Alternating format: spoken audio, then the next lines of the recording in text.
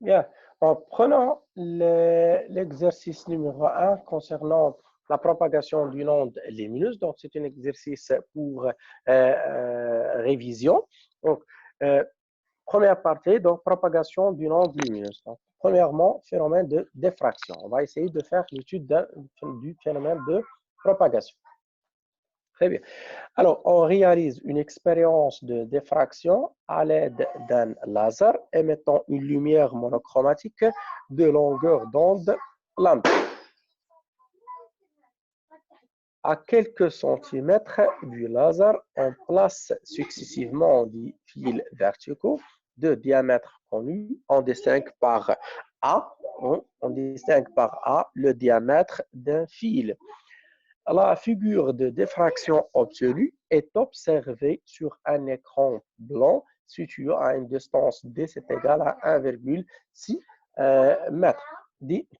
Pour chacun des fils, on mesure la largeur L de la tâche centrale, et à partir de ces mesures, on fait quoi? À partir de ces mesures et données, il est possible de calculer l'écart angulaire θ, voire figure numéro 1. Donc, on représente l'écart, la variation ou bien l'évolution de l'écart angulaire en fonction du rapport 1 sur A. Alors, figure numéro 1 représente le schéma représentatif de la phénomène de diffraction. Donc, voilà la tâche centrale qu'on obtient. Donc, c'est la tâche centrale qui a pour longueur L. Voilà, la tâche centrale, c'est celle. Alors, première question, l'angle θ étant petit, étant exprimé en radian, on a la relation tangente θ, ou bien on admet la relation tangente θ est égale à θ. Premièrement, donnez la relation entre L, D, qui permet de calculer θ pour chacun des fils. Bien. Alors, ce qu'on a? Alors, nous avons le schéma qui représente le phénomène, figure de diffraction. Donc, on a la tâche centrale ici. Donc, à partir de formules géométriques, on peut dire que le tangente de θ égale à l'opposé. Donc, c'est BC, la distance BC divisée sur AB. Donc, c'est égal à BC, c'est 1 sur 2 L. Donc, la moitié, donc ça, c'est le 1 demi L. Donc, le 1 demi L sur D. Et comme θ est très petit, on a tangente de θ est égal à θ. Donc, θ, c'est égal à L sur 2T. Donc, voilà la relation qui nous a permis de calculer le θ en fonction de la largeur de la tâche centrale et de la distance qui sépare la fente et l'écran. Bien. Deuxième question. Alors, deuxième question. Donnez la relation entre θ, lambda et A. Donc, on a déjà dit que c'est une relation empirique. Donc, θ, puisque nous avons une fonte, donc θ, c'est égal à lambda. Voilà, est égal à lambda divisé par le A. Ensuite, troisième question, on trace la courbe θ en fonction de 1 sur A. Celle-ci est donnée sur la figure numéro 2. Bien, montrer que la courbe obtenue en accord avec l'expression de θ donnée par la question N2. Par question N2. Alors, qu'est-ce qu'on a? Vous voyez bien que cette expression qu'on a déjà représentée sur, ou bien qu'on a déjà la réponse, à partir de la réponse du question 1-2, on a θ, c'est égal à quoi? C'est égal à lambda sur A. Donc, montrons que la courbe obtenue est en accord avec l'expression θ donnée par la question 1-2. Alors, θ est égal à lambda sur A. Ceci veut dire quoi? Que nous avons θ, voilà, θ égale lambda facteur de 1 sur A. Donc, cette expression montre que θ est proportionnel à grandeur 1 sur A et que le graphe associé à θ en fonction de 1 sur A est une droite passant par l'origine, ce qui présente la figure numéro 2. Voilà. Ensuite, un 4, comment, à partir de la courbe précédente, pourrait-on déterminer la longueur d'onde de la lumière monochromatique? Donc, eh bien, c'est simple. Donc, qu'est-ce qu'on a? On a cette droite, donc θ égale à quoi? Égale à K fois, donc c'est une droite, donc c'est K fois 1 sur A, avec quoi? Avec le K égale à quoi? Égale à le coefficient directeur, donc c'est delta Y sur delta X. Donc, on peut déterminer graphiquement le coefficient directeur, donc K, et en comparant avec le résultat, θ, c'est égal à quoi? C'est égal à lambda fois le 1 sur A. Donc, si on compare ces deux résultats, c'est l'équation de la droite, et ceci sur la relation qui provient de la définition de l'écart angulaire. Donc, on peut dire que lambda, c'est égal à K. Donc, en fait, lambda, c'est le coefficient directeur de la droite représentant l'évolution de θ en fonction de 1 sur. Voilà. Bien, donc, lambda représente le coefficient directeur de la droite. Et bien, lambda, c'est égal à delta de θ, donc c'est-à-dire delta de y, ce qui est sur l'axe des y, sur delta de x, le grandeur qui était à l'axe des x. Donc, je prends les deux points, par exemple. Donc, je prends le point 0 et le point 2,8. Donc, 7 points. Voilà, donc c'est 2,8 fois 10 à la puissance moins 2, ce point-là. Donc, 2,8 fois 10 à la puissance, donc l'ordonnée, c'est 2,8 10 à la puissance moins 8. Et l'axe des x, ça fait 5 10 à la puissance 4. Donc, lambda, ça fait égal à 560 nanomètres. Ensuite, bien, en utilisant la figure numéro 2, précisez parmi les valeurs de longueur d'onde proposées ci-dessous, quelle est celle de la lumière utilisée. Donc, on a 500 cm, 560 cm, 560 mm, 560 micromètres et 560. Donc, c'est bien. On a on a déjà trouvé la longueur à 60 mètres. Donc, et par conséquent, là, à partir de ces résultats, on peut déduire que lambda, c'est égal à 500 nanomètres. Donc, on peut également répondre ceci par élimination, puisque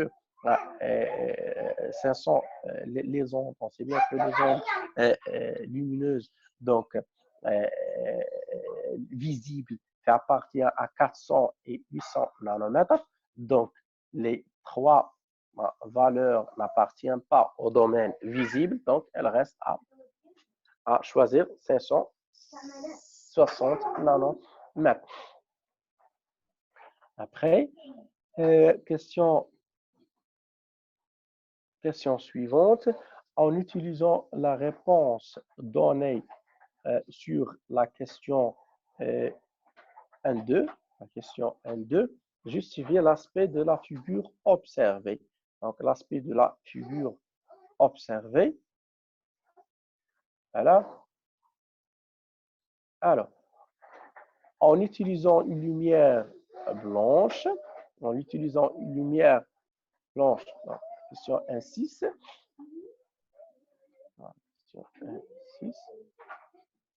voilà, si l'on envisageait de réaliser la même étude expérimentale en utilisant une lumière blanche. On observait des franges irisées.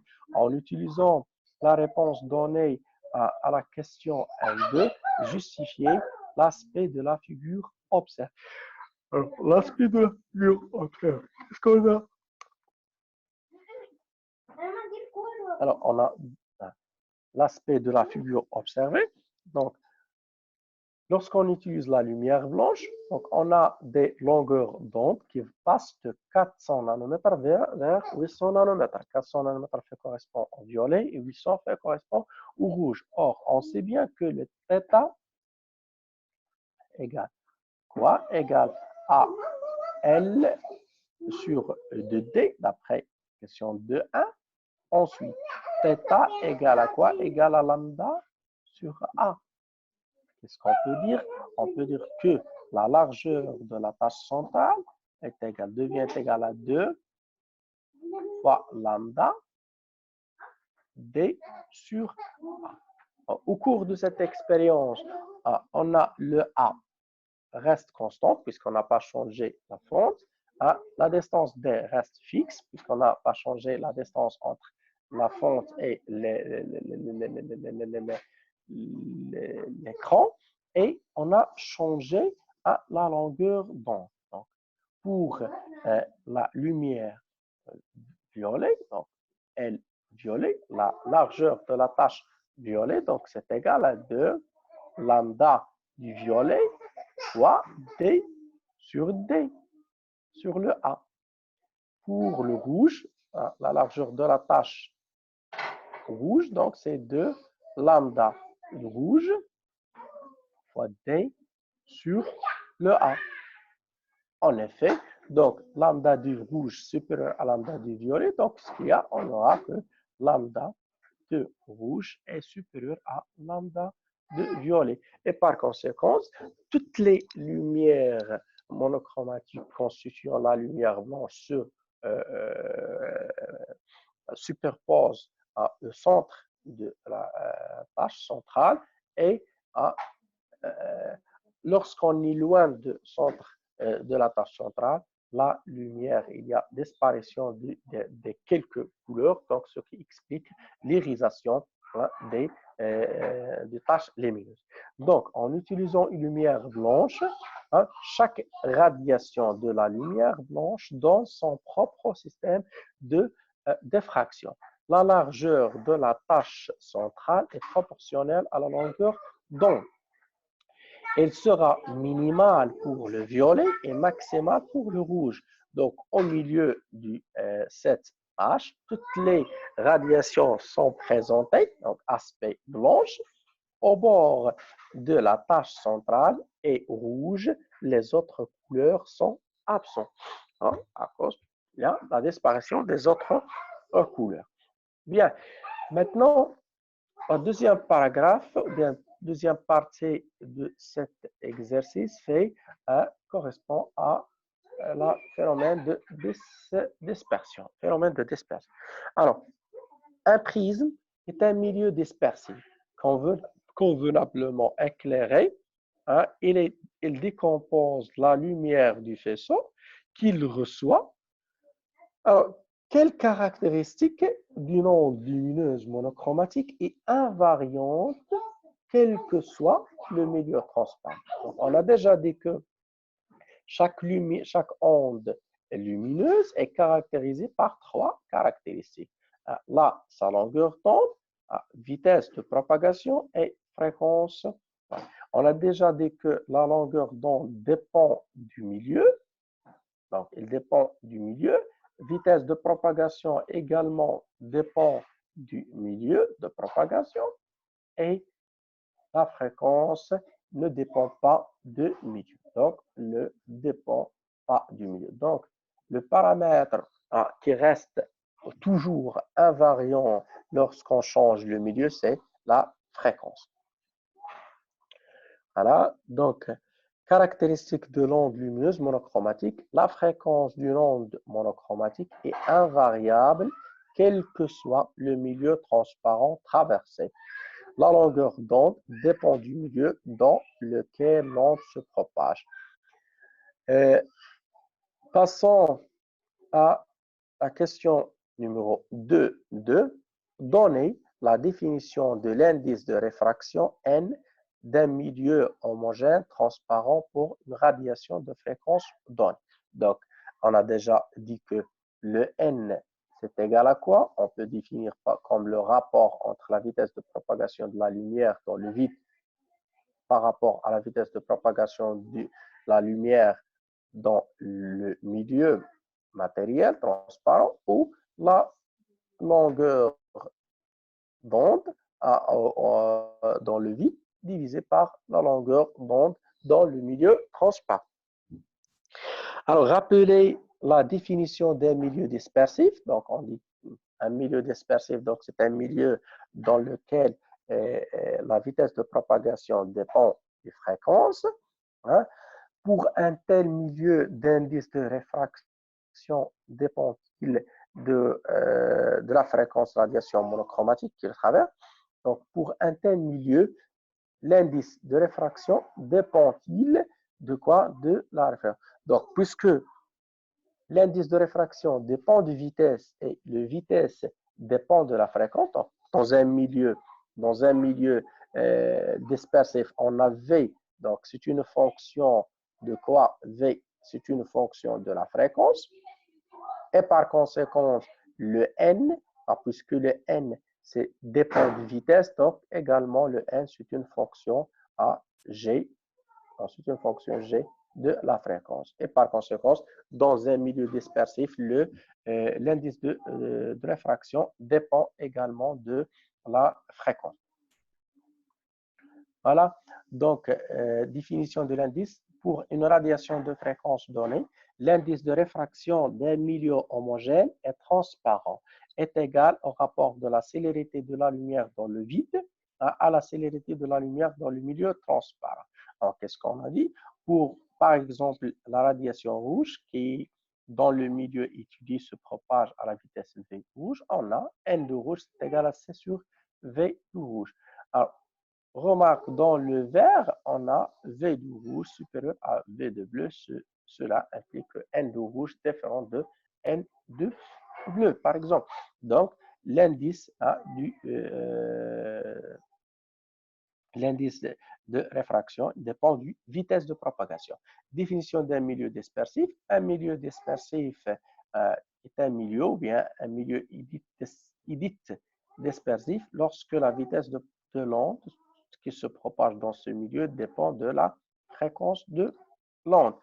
Par conséquent, l'indice de réfraction qui fait intervenir la vitesse de propagation, V, donc N est égal à C sur V, dépend également de la fréquence. Alors, voilà. Question 4. À la traversée d'un prisme, lorsqu'une lumière monochromatique passe de l'air, indice 1, vers le milieu du prisme du vert d'indice NV supérieur à 1, les angles d'incidence I1 et de réfraction I2 sont liés par des relations de décap. N1 sinus A est égal à NV fois sinus I2. Expliquez son calcul à la phrase suivante. Un prisme est un milieu dispersif convenablement éclairé. Il décompose la lumière du faisceau qu'il reçoit. Donc, en se basant sur les lois de réfraction, on doit justifier le fait que le prisme est un milieu dispersif. Voilà. Alors, qu'est-ce qu'on va faire?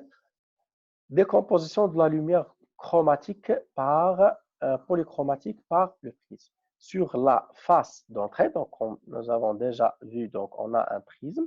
À la face d'entrée, lorsqu'on a une incidence monochromatique, donc on a l'angle d'incidence I.